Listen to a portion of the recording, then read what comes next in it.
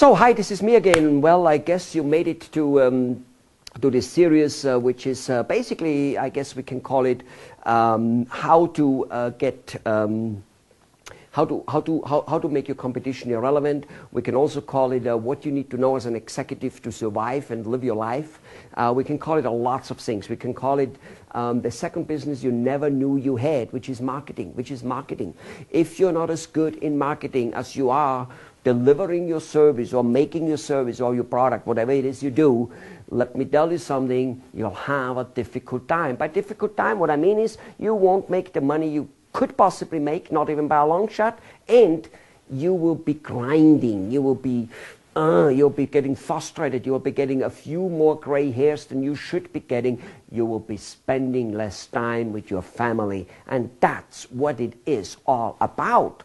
Let me tell you something, this is what it is all about if we do not take the responsibility to learn marketing the way it's supposed to be done, as well as all the other small things which an executive should know. There is so tremendously much misinformation on management.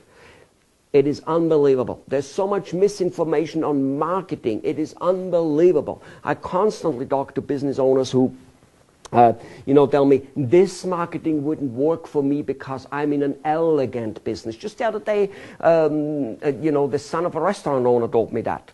The father was all for the little marketing things which I offered him to do. In fact, he's somewhat a friend, not a friend, but somebody I know.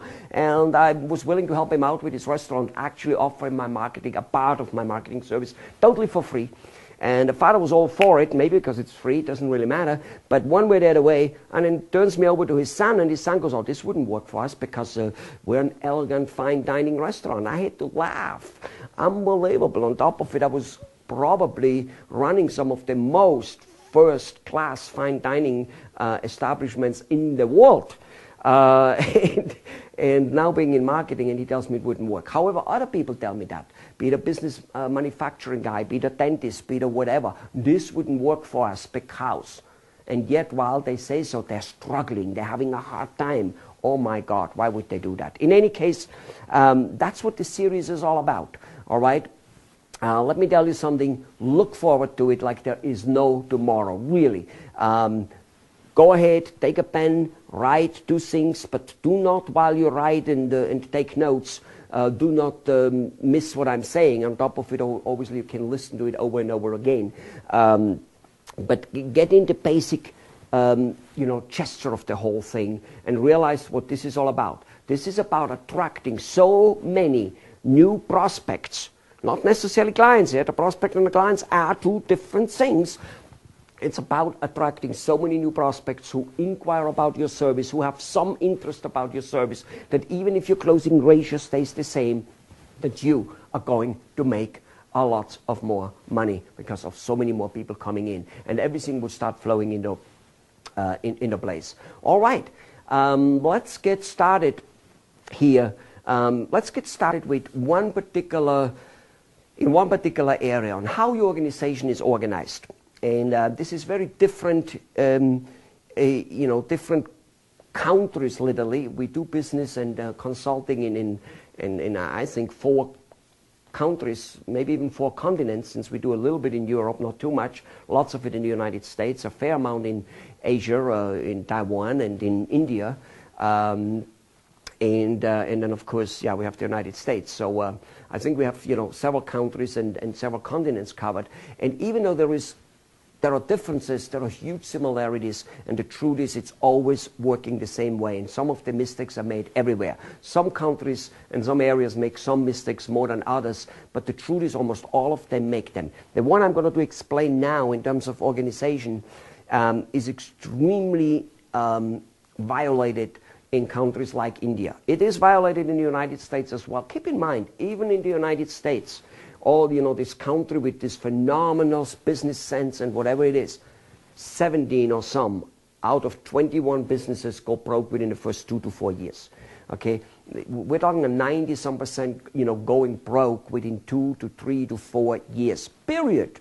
So how could how good could they be with a business sense? Not too good, let me tell you this. By the way, I'm in business 20 years now, all right? So just so that we get a feeling here of the whole thing. So let me talk to you about an organization problem first when it comes to running your organization, which almost all businesses have, from a dentist to a manufacturer, and more so in India than in most other countries. Here we go. You have a salesperson. In fact, let me start writing this down a little bit, okay? You have a salesperson or a sales team, so let's just say a salesperson. Okay? Salesperson. That salesperson, in almost all cases, unfortunately, is also the marketing person. Okay? He is the marketing person. Now, what's the problem there? The problem is that marketing is a huge department to a degree that it should be a business in order, a separate business, in order to get in the people to be interested only. Marketing is there to interest people, to say, what do you have? Oh, I see. This is what you have. Interesting. Well, how could that fit me, maybe? That's what marketing does. Sales is enlightening and telling the person enough of the benefits of the product, not of the features, which is a whole different topic in sales, so that the person goes, I think I want that. I think I need it. Good. So a marketing person who is also doing sales will always neglect the marketing, because obviously marketing looks to him like a bunch of legwork. It's soliciting, it's making cold calls, it's doing all this work, which is, maybe door knocking, whatever it is, whichever word, letter writing. And he's not very inventive in letter writing, so he keeps writing the same old letter, which starts usually off with, hi, my name is Helmut Flasch, salesperson at the esteemed and renowned company XYZ, and our worldwide recognized products from our ethical company coming out are so wonderful and great, and we are striving to be the best with the best customer service and the best people in the field of 50 years of experience in our field, and combined 600 years of experience, blah, blah, blah, blah, blah. All the stuff for purpose nobody out there who wants to buy your product or service has any interest in it at all. But that again is a whole different topic. The point is that your salesperson, who is also a marketing person, will be getting his money signing a contract. So he will be grinding the few people he has in the pipeline. The few people he thinks he can sell, he will grind them. In fact, he will be going towards reselling the existing clients, which depends on your product or service, is usually the case, that you want to have repeat clients. Not always, but in most industries, in many at least. And if that's the case, your salesperson who is supposed to do marketing will not market very much, 5-10% of his time maybe. The other 80-90% of his time, 95% of his time, he will be grinding out the sales. And he will think he's a sales/marketing person. As I said, in India, most salespeople get the definition and the title of marketing executive. Apparently that sounds more elegant than salesperson, because a salesperson by definition in most people's eyes is a bad thing, pushing something down the throat. And let me tell you this, number one, it isn't, because if somebody needs a service, he needs a person to give it to him, to explain it to him, and to get it to him, and yes, sometimes to push that person a little bit so that he does do the service which will help him. Because people stay away from stuff which help them. They're gun shy, all kinds of things, so they need to have a little push. However, something even more important about this whole subject of sales. The only time, and the reason salespeople feel that this is something about pushing something down the throat, is because they do not have enough products. Enough inquiries, enough prospects. And thus they cannibalize the few people they have. That's what you get when you have a salesperson and a marketing person, the same person. You, I am telling you, are forfeiting most of your marketing. And it doesn't work to have, let's say, you say, okay, then I hire 2 people. So they both do sales and marketing. That equals out to the same, than 1 marketing, 1 sale. It doesn't work that way, because at any given time, your salesperson will be reluctant to do marketing and will work towards, so to say, sales, because that's where he makes the money. Sales is the tedious, the constantly getting rejected. At least the people he tries to sell, he's already somehow in communication with them, and the rejection isn't so huge anymore. In marketing at the beginning, especially if it is one person doing it, there's a tremendous amount of rejection. So that's number 1. Number 2, who said that it is a 1 salesperson for 1 marketing person? Who said that?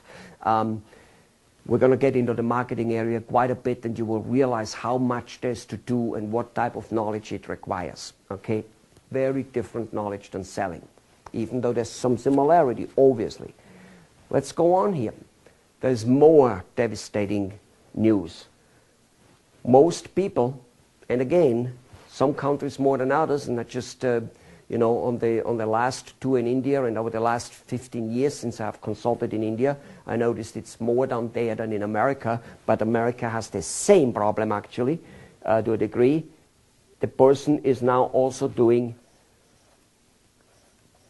customer service. It makes a lot of sense to the business owner that the person who sold the guy keeps servicing him. Oh my God. Again, people don't like rejection. In sales, you get rejection, more so in marketing. Customer service, you don't get so much rejection anymore. So your person who's doing sales and marketing will be working on customer service a lot. He'll be eating it up.